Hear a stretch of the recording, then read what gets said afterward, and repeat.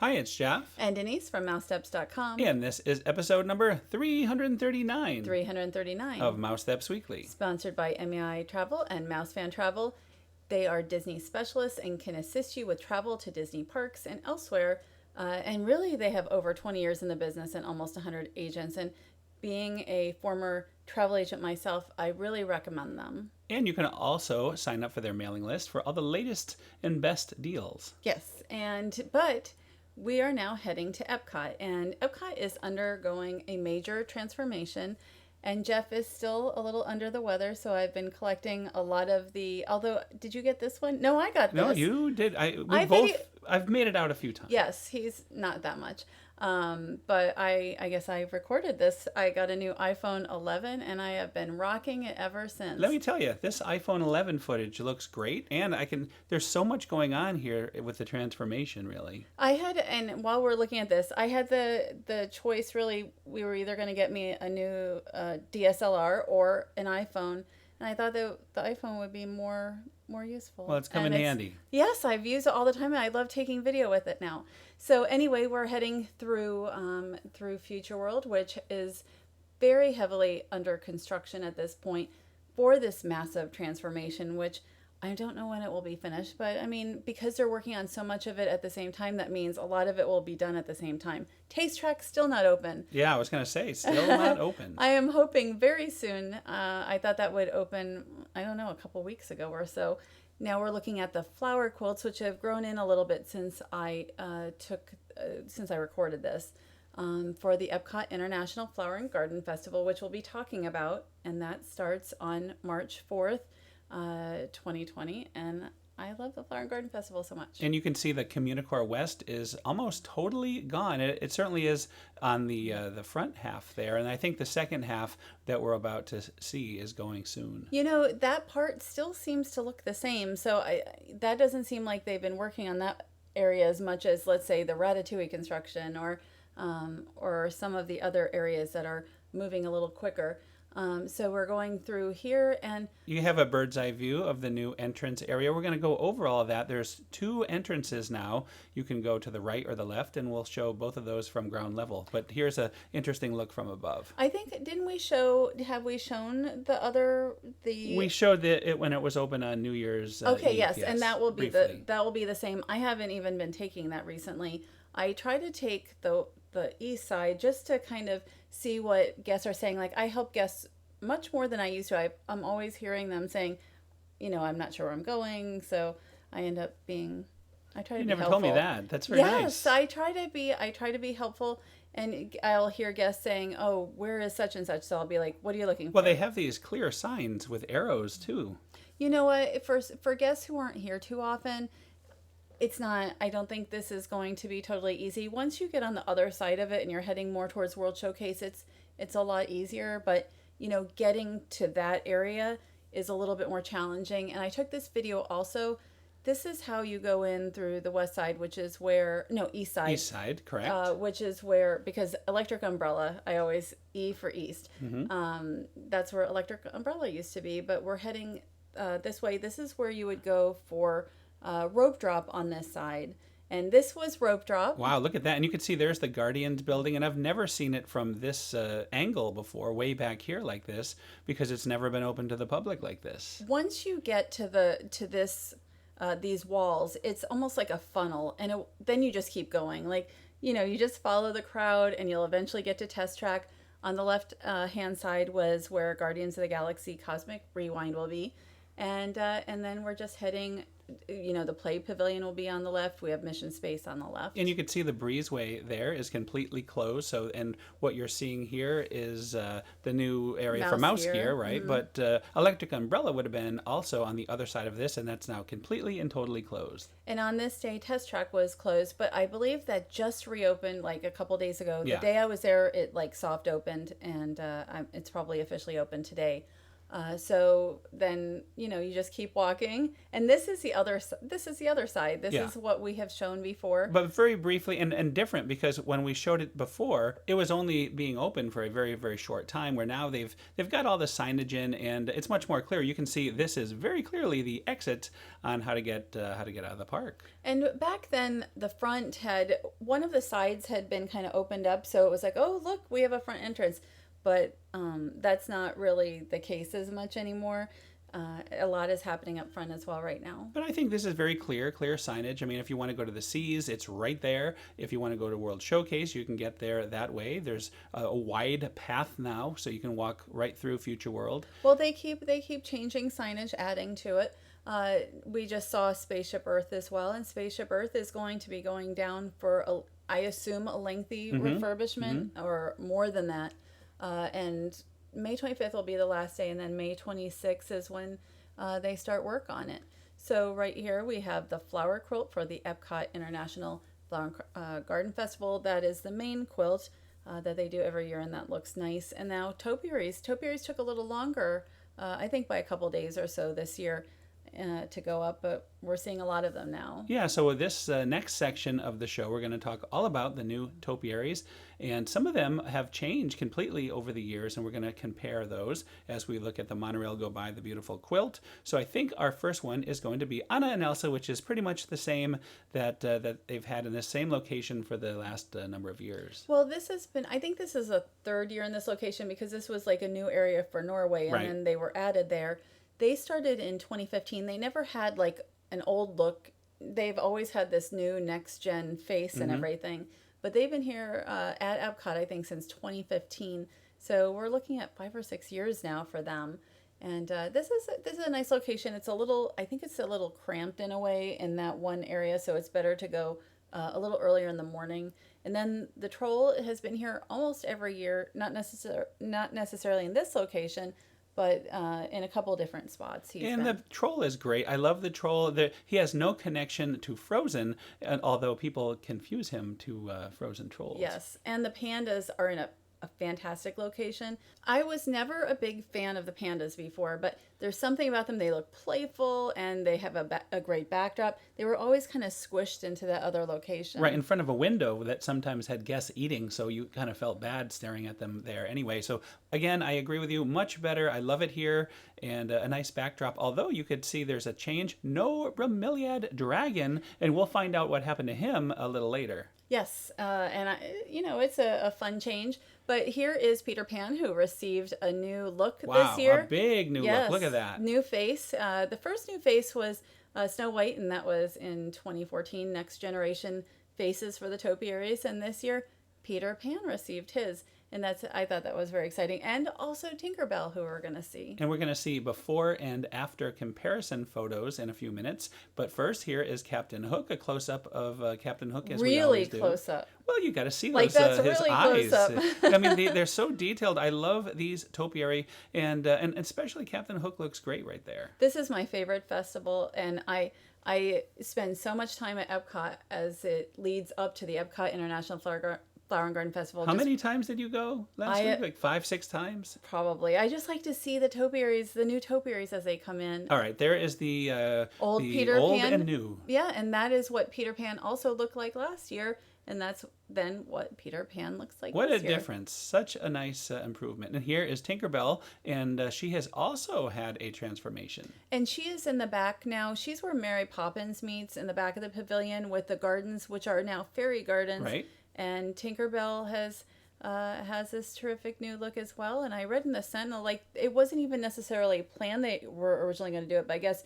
Remy was done so quickly that they were able to do some extra faces this year. And there is before and after, and really she now has a face that's really not much of a face from before, from last year or 2018. I don't think she was there last year. And these topiaries have modified through the years, so it isn't like that was the Peter Pan that was there like 10 years ago. Right. They have changed, and they look really good now. And so Pooh has no face. He has a little button eyes. nose. He has a little bit of a face. How many years in a row have we been covering this now? Like 14 years? 14 years. And so I've been writing about it for 14 years, I think, since 2007. And Piglet. Yes, and Piglet has, I don't remember the pink on Piglet like that. I think he did not have that. At least it wasn't bright like that. He looks really good. Yeah, I love like Lotso. I love the whole, that it's pink, and you're like, oh, well, that's Piglet. And of course, on top of Eeyore, everybody else looks pretty much the same as they have in recent years, including Tigger and Rabbit. Well, I shouldn't say thing, the character that you are most excited about. I was so excited. Is right here, and you ran over there first thing in the morning to see him. It is Remy in France. But, I went to Epcot like 4 days in a row, and then I took a day off, and that's actually, the one day. We went to the Mardi Gras. The Mardi Gras parade. Right, Port Orleans. And then I found out later that Remy had come out. So after we were home already. Yeah, and on this morning it was supposed to pour. It was supposed to rain. That ended up happening later in the day, so I was able to come out and see Remy. And you did a fantastic job of shooting this on that iPhone 11 Pro. What a great phone. I spent great photographer too. Well, I spent like an hour and a half in the morning in France, starting at 9 o'clock, just to get the pavilion without guests, and just because I love it in the morning. And I think when Remy's Ratatouille Adventure opens, it will not be like this at 9 a.m. Not to this extent. Here's more phone video that you took of Belle and the Beast, who look pretty much as they had the last at least 3 years. Right. Since 2017, that's when Belle got a new look. But Beast also got a new look as well. They both did. But, Disney has made certainly we've made a much bigger deal about the princesses receiving their look. But a wide variety of characters have now. And they look fantastic. And this is, I guess, year 4, 17, 18, 19, 20. I actually prefer it this way, where you have 1 or 2 new ones every year, rather than just 1 year everybody has a face. It's something to look forward to. Well, last year it was 3. Dopey and Buzz Lightyear and Woody all got upgraded looks. Speaking of upgraded looks, here is an old friend of ours that looks very, very different. You might recognize the body of the Bromeliad Dragon. Right. So the Bromeliad Dragon, this is the same frame as that dragon, but it's not quite the same look because you've got talons, you've got a different head. Really, you've got different plants because it used to be bromeliads and now it's sedum plant. Right, and the scales, you could see the scales on his back and his tail they look hard, like they're just an accompaniment, but you'll see when we show the picture of the China pavilion version that it was actually plant-based. I assume it's scales, but definitely, I assume. It looks like it. Talons. And then the face is totally different. Very different. Let's take a look at the old version and see. You can see his tail back there is plant-based, and looks like there are plants on his back and his head. So a little different. Right. He looks almost like a pineapple in a way. But I really love the Bromeliad Dragon. So it's fun to see another dragon that more guests will be able to enjoy because of the location. So now we're heading to the Regal Eagle. The Regal Eagle Smokehouse opened a little over a week ago, I guess, at this point. I've eaten there twice, and now you've eaten there once. Right, and this day we actually rope dropped it from France, and quite a few people were waiting. It's very, very popular. Although they open the doors at 11, they don't start serving until 11:30. But again, you're able to go in and take pictures and video, and that's what we're about to do right now. Now, the first day that I went, which was actually, I think the second day it was open, it was like 11:15, I think, when they actually opened the doors, or seemed to. Okay. So don't expect necessarily to get in at 11. I don't know how that works on a daily basis, but first day about 11:15, and on this day 11. But, everybody's sort of standing around waiting at 11:30. To order. Well, I can tell you, we didn't see it anywhere near this empty very, very, very quickly, because it fills up fast. By the time we ordered and went through everything, it was packed by the time we left. There was actually a line outside to get in when we left an hour later. Well, because the electric umbrella closed, that left a huge need for these restaurants to be able to take more guests. So I'm glad that this is open. Again, we're still waiting for a taste track. But right now we're looking at, it's really fun to kind of read everything here. The Muppet, the amount of Muppet stuff in here is really relatively small compared to everything. Well, it seems like the Muppets are the ones who designed the sauces, and they were all stamped by Sam the Eagle. He gave them the eagle stamp of authenticity. And it ended up where we were talking to Matt, like, Matt Roseboom from Attractions Magazine. Is it Sam Eagle or Sam the Eagle? Yeah, I always thought it was Sam Eagle. Me too, and Matt too. So if anybody knows for sure, like most stuff seems to say Sam Eagle. But anyway, I thought that was fun with the mop, and they called it the mop sauce. Mm-hmm. And I just thought, it's really nicely decorated in the restaurant. Well, and there it's is Mr. Sam the Eagle up there. Yes. The little subtle touches. And here are the sauces. There's 4 actual barbecue sauces and 2 ketchups there. And so the names of them, when I looked online on the Disney site, was a little different than what it is here. But there's a sweet mustard sauce, a smokehouse sauce, vinegar-based sauce, and such. Mm-hmm. So it's really, I think the other one's like a brisket sauce. Really a nice variety. At least you tried all of them. I only ended up dipping my chicken into one. And the sauces were actually all pretty good. We'll get into that a little bit more once we get into the food part of this. And I like that there's the refillable fountains here. So if you want to get some water, that's something I used to do every so often at the Electric Umbrella. Or if you just want a refillable drink, it's nice to be able to have that during your meal. And here is the proprietor himself. That is Sam Eagle, or Sam the Eagle. And I think Gonzo is below him in silhouette form. Right. And so I thought the Muppet touches were fun, but they're not overdone. In no way yes. excessive. But it's, anything Muppety is always fun. So here is the menu, and we went with the American platter, and we had a dessert also, the s'mores brownie. And I had the Kansas City smoked half chicken on this visit, but before that I also had the Texas beef brisket sandwich. So I've had a couple of different items here. Look at all those sauces. So good. Very, very nice selection. Why don't you tell us about your chicken first? The Kansas City smoked half chicken is $13.99. I just want to say, I think the prices are a little high here, even for Disney, because a lot of times we can split a meal right. For about the same price elsewhere. Like there's about 4 onion rings both times that I got the meals. I think, a couple more onion rings you could throw on there. But anyway, you had the American platter. It's $18.99. Pork butt brisket ribs. Again, I think for the price, it doesn't look like a $19 meal, but the quality is very good. Right, and I chose the baked beans, and also I had the garlic bread. We had great service. One of the servers walking around saw that the garlic bread was a little burnt, and he offered to get us some fresh ones. So that was very nice, excellent service. And there is that brownie, there's s'more right there. And I really like that. The restaurant is, for me, way better than Liberty Inn. The food is way better than Liberty Inn. Oh, the food! I thought the food was great, and I can't wait to go again. I agree with you, though. Not a huge amount of food. If you want to share, it's a bit difficult. And this was when I went by myself. I got this Texas brisket sandwich. Thought it was very good. Again, 4 onion rings. Everything seemed a little small for the price, but by a couple dollars or something. But, I still would go here because I really liked it. And that s'more brownie is very dense, so you want to split it with somebody because it's very heavy but very good. And while we're looking at the outside bar, I just want to say I thought the barbecue, the flavors of all the different meats was actually very, very good. And I would say it is on the higher end of barbecue at Disney for sure. And also, they have a variety of different drinks outside. We didn't order anything yet. I mean, it's like $13 to $15. Unless it's Trader Sam's, we're not usually right. There's paying that much. Actually more selection outside than inside. Yes, much more. That doesn't mean we won't stop there sometime, but this time we didn't. Yeah. And this is the exterior.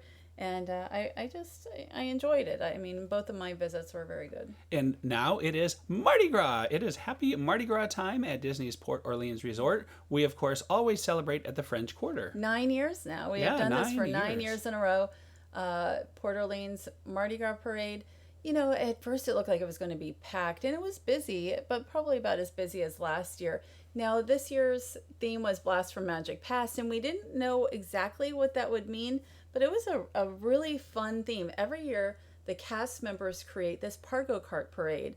It's sort of like a golf cart. I'm not really sure. It's like the golf cart parade at Fort Wilderness, except this is all cast members, where Fort Wilderness is all guests. So, like, that band is probably cast members from the resort. They're not probably a band. They're probably cast members who play instruments. So here we have a Captain EO cart. And what you might not see is and you probably have it, are the two greeters on the back and too. look at the great, there's Hooter there. I didn't even see Hooter. And there are the greeters. There they are. The only thing this time, it was hard for me to get pictures sometimes because, especially at the beginning, there was so many candy, the cast members handing out candy. And that's bead and throwers beads, too. right. So it was hard to just to get photos at times. Yeah, your camera bag was full of candy. It was. They kept giving me candy. It was so funny. And we just saw the lifeguard. They were lifeguard team, dance team, I guess you could say. And there's Mr. Toad. They made a Pargo Kart with Mr. Toad, Winky. which was a lot of really. I love this parade every year. And really a lot of fun. And we have friends who went for the first time who really enjoyed it this year as well. And this is all about attractions and things that are no longer there, so that's why it's a blast from the past, I guess. So, like Wishes, Wishes is no longer at the Magic Kingdom, and so this cart features that. And then the Great Movie Ride. Now, Mickey and Minnie's Runaway Railway opens on, we're looking at the Great Movie Ride here, opens on March 4th, and we actually just put up a little teaser video for that. It looks better. It looks better than I thought. It looks really nice. I can't wait to see it. And we have the gangster here. Oh yeah, Dorothy was just there. Right, and the cowboy, and so what a great, excellent job they did. And on the back, you can see it's like the Wizard of Oz. Yeah, Emerald City. Mm-hmm. They did a really great job with that one. And then Mickey's Jungle Expeditions, which is that supposed to be like Mickey's Jam and Jungle Parade, right? That's what I thought. So Jenga Jungle or whatever. That's what they're playing. I actually love that parade. It was a good one. And the Christmas parade as well was really good. And so now we are on Spaceship Earth. Yes. That is Illuminations, Reflections of Earth. And I know that I was told that it said it on the cart. I don't know if this cart was moving anymore because it looked like they're pushing it and it's very Epcot. You see the beer tap there, so very accurate. Now, for the second time that I watched it, I was further down. I'm like, oh boy, they're pushing that cart and pulling it. Now, the Port Orleans spectacle of dancing lights. What a great cart this is. They even have the cat. There is the hidden cat. Yes, the purple cat from the Osborne family. Awesome job they did. I think that like the engineering team always has the most intense cart. Well, and they didn't disappoint. Yes, but others here really stepped up to the challenge this year, I thought. Now, this is the Main Street Electrical Parade, and then also the Jolly Trolley, Toontown. But Jolly Trolley was at Disneyland. I have ridden the Jolly Trolley. Have you? I think I did.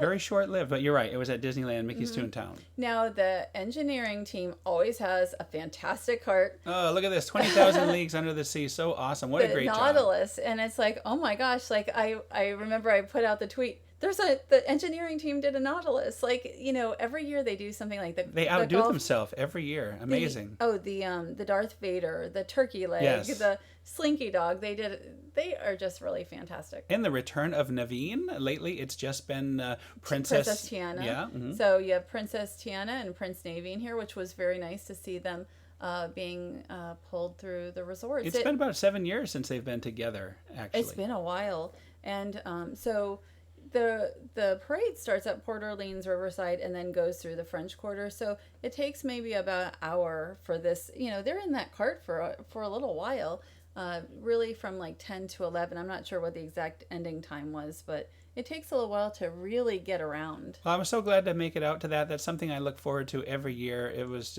awesome. It did not disappoint. I can't wait for next year. Yes. Our 10th. Oh my gosh. It's hard to believe. So this is a Legoland Pirate Island Hotel. We're moving away from Walt Disney World on April 17th, 2020. This is scheduled to open with, I believe, 150 rooms. And, we're going to show a fly through. Like, I was going to call it a flyby. Well, this is computer generated, so yes. it's to show what it's going to look like when it's done. And then we'll show you what it looks like as of a couple of days ago. And it's really coming along very well. But I thought they did a great job with this. And it's very, very realistic. And this is really what it looks like when you're going through the halls there. Right. I mean, when you showed this to me, we had already been inside walking around and touring it. there's still construction going on, but it was really interesting. Oh, that's so cute. That's the restaurant, and that little rat is actually there in real life now. Is it really? I didn't even know that. It had just been installed, they said, when we were there. It was just very interesting to walk through it and then see this, because it really looks like this, and it's going to be, if your kids love pirates, or even if an adult loves pirates, they've really done a very good job. And I think that the theme on this of their 3 hotels is really, to me, the best. Well, I think we're about to take a look at one of the rooms. Now, we did get to see a finished room, and I will link to that in the show notes. Actually, we're looking at the restaurant still. The Shipwreck restaurant will serve family-style breakfast, which is included with all stays, and then also you can pay if you want to eat dinner. They also have their own pool. It is attached to the Legoland Hotel, but each of them has a pool for the individual hotel. And I like that there's floating Legos in the pool that you can sort of make things while you're swimming. So that's fun. And here's a look at the computer generated version of the room. And again, we have the real life version. We'll link to that in the show notes, but this is just a quick look at it. And then we're going to get right into what things look like in real life.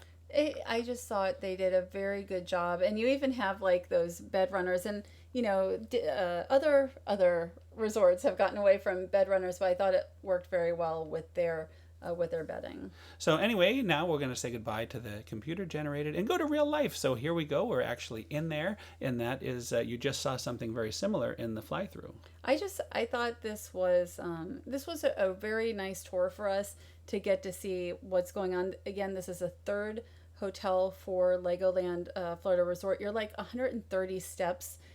Once you leave the front, you're like 130 steps away from Legoland. And this hotel shares the same main lobby and check-in area as the regular Legoland hotel, but it's a different restaurant, a different bar. So it's kind of nice if you're staying at one or the other, you can go to both. You can use both pools. It's not like you have to use the particular wing that you're in. Well, like I really like the Skyline bar at the Legoland Me Hotel. Too. I love it. They have a good burger. They have nice drinks. It's inside. I really like that. So it's nice to have an option of 2 different bars, of 2 different restaurants. This is really a plus for the hotel. Well, speaking of restaurants, we got to look at some of the restaurant food here. Shipwreck restaurant food, right? The dinner menu, which is $28 for adults and child $13. So we're going to see what it actually looks like, and then we were able to taste a few of the items ourselves. So here we go. Here is a look at the platters. And we did try a few of these items, and the food was actually very good. I thought, like, when we stayed for one night, they invited us for one night before. The food was very good for the morning buffet, and I think we had dinner as well. And we had pineapple mojitos as well. And I've never had good. such a thing before. No. It was very good. I also like the dinnerware with the skull and crossbones, so nicely themed. Again, this looks like something you'd see at Whispering Canyon, and I'm pretty sure that you can order as much as you want. I think that's what they said, and they had something, either a brisket or flank steak, which was very good, and the mashed potatoes were really good as well. I'm looking forward to trying this out when that opens. This was a really fun event. And you can see the Legoland Hotel and the Lego Pirate Island Hotel right next door. They're connected, but the elevators won't take you to the same floors, but they are connected. What I like about the hotel also, it's very vibrant. Like the colors in the rooms, in the hallways, everywhere, and outside they really pop, and really just a really cool theme for kids and adults who love pirates. So anyway, that is our look at the Legoland Pirate Island Hotel. We look forward to coming back in a month or so to check out the grand opening. A couple months now. Oh, so couple months, okay. Almost 2 months. So that is another show. That's another show, thanks to our sponsor, MEI Travel and Mouse Fan Travel. Check them out if you're heading to Walt Disney World or Disneyland, Disney Cruise Line, or really anywhere that you plan to travel to.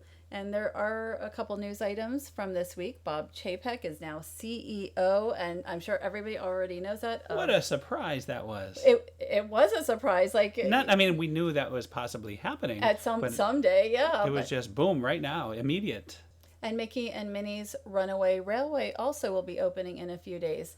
But I also just want to mention Tokyo Disneyland is closed, as is Hong Kong and Shanghai. And So that is also news. That's right. You want to make sure you keep up with all that and make sure everybody stays safe. Yeah, and I hope everybody's staying healthy. And so anyway, you can still travel to Walt Disney World and Disneyland right now. So, and Disneyland Paris as of and our recording. Oh, I'm sorry, Disneyland Paris as well. So anyway, thanks again for listening. Have a great week, and we'll see you all next week. Have a great week.